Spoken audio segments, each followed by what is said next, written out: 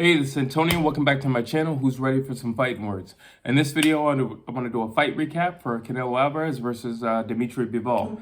So, without further ado, let's just jump on into it.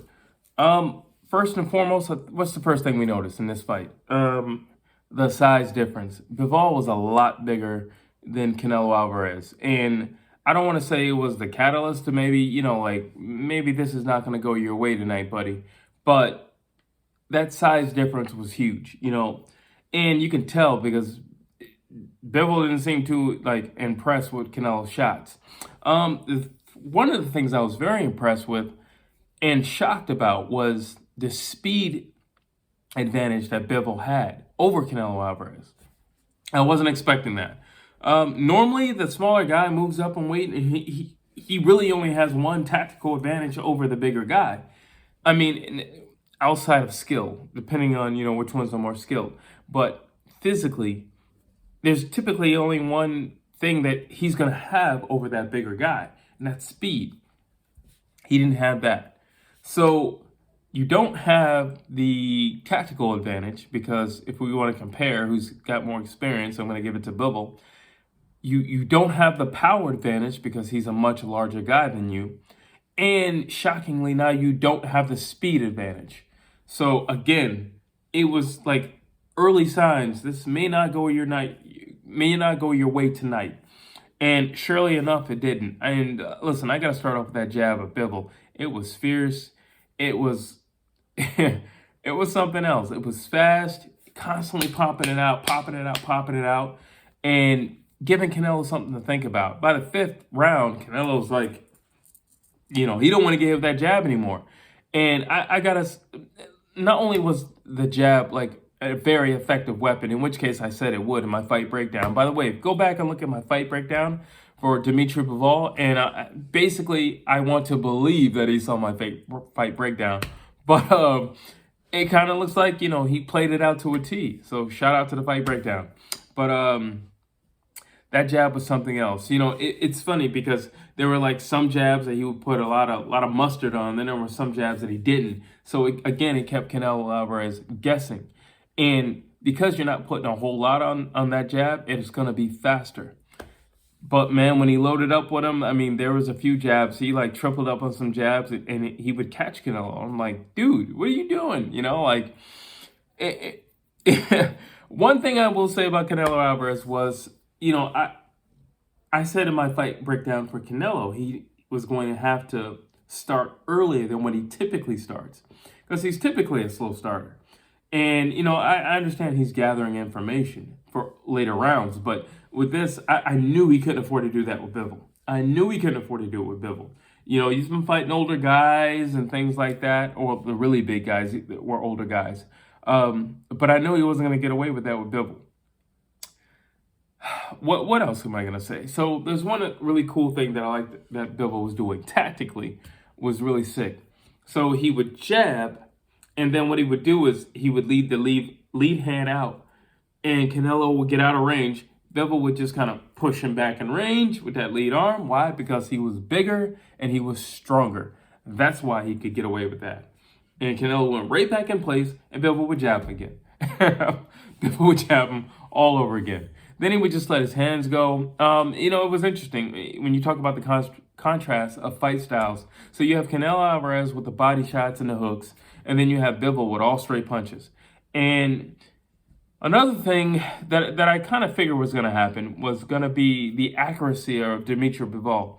That dude is accurate. I mean, listen, you don't have to throw 100 million shots when you're that accurate and you hit hard. Okay? You don't have to. If you hit hard and you're accurate, you don't need to throw that many shots. But I knew he throws more shots than Canelo Alvarez. And I'm just like, I knew early on, I'm like, Canelo, you're going to have to throw a lot of shots.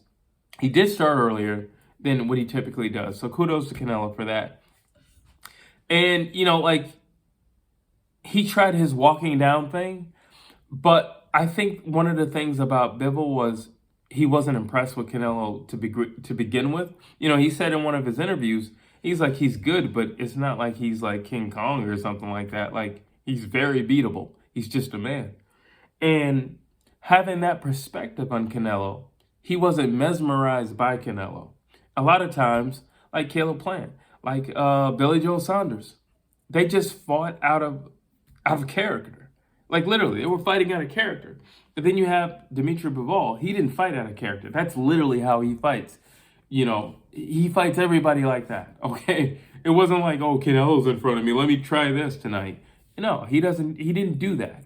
He fought in character, and by fighting in character, he stayed true to himself. And by staying true to himself, he stayed true to his fight style. And by staying true to his fight style, he knew what he could do. He knew what techniques were going to work. When you fight out of your character, when you try things that you don't typically do, it's not going to work for you.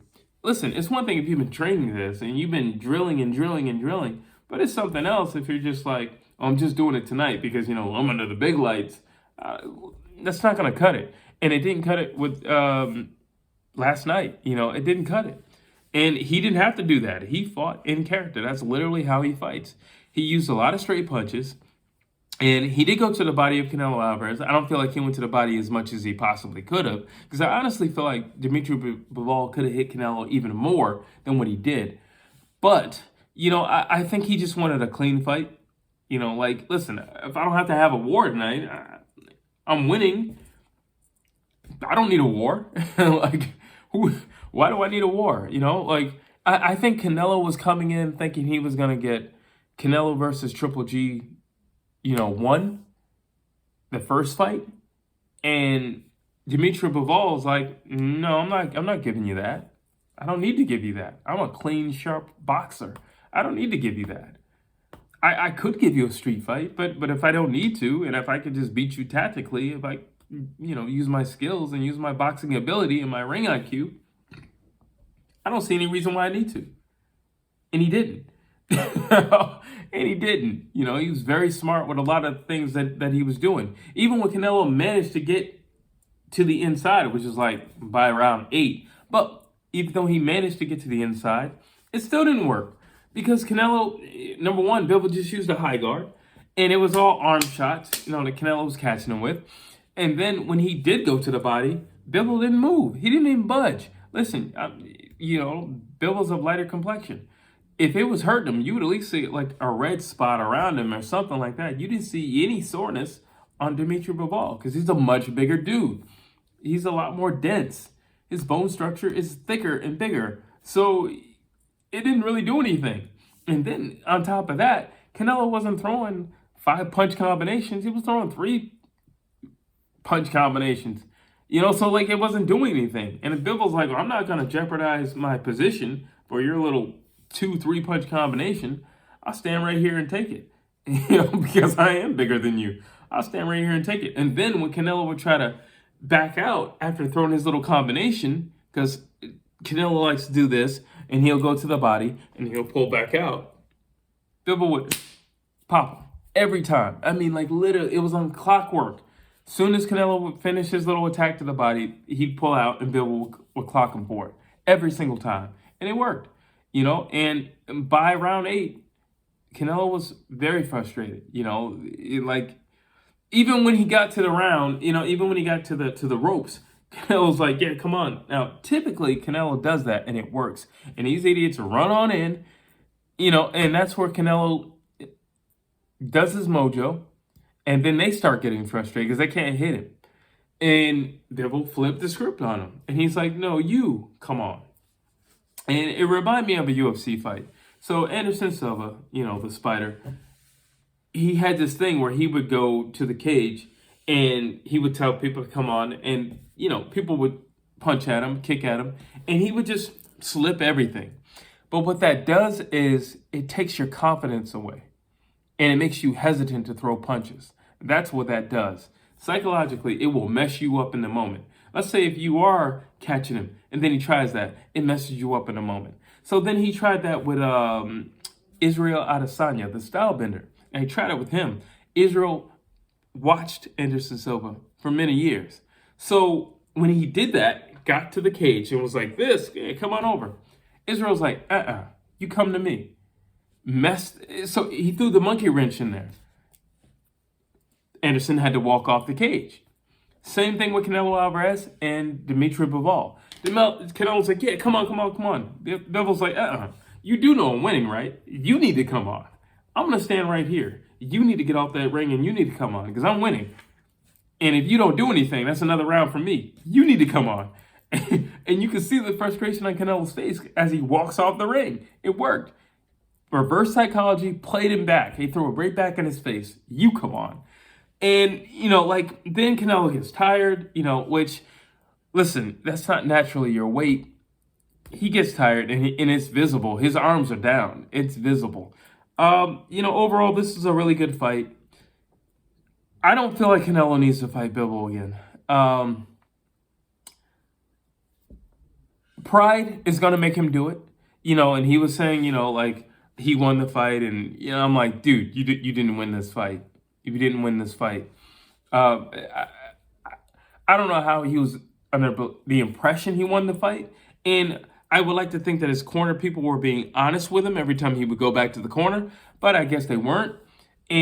But I know in his heart, he had to feel that he wasn't winning the fight because you could see that there was a sense of urgency after, I'd probably say after round 6, there was a sense of urgency when he came. By round 8, there was definitely a sense of urgency of Canelo Alvarez coming out of that corner.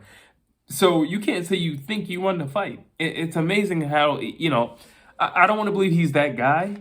He's going to be another Teofimo Lopez and be like, oh, I won the fight. Don't be that guy, Canelo. Don't be that guy. We love you because we love you. Because you're a warrior. Don't be that guy. All right? So just don't be that guy. Overall, it's an amazing fight. I will be doing another video because Canelo Alvarez is very, adamantly he wants the rematch. So I will be doing a video on that. But overall, I was very impressed with the fight. I love Dmitry Bivol. I love his composure, speed, power, and composure won this fight. Drop your comments down below. As always, please like, please share, please subscribe to my channel.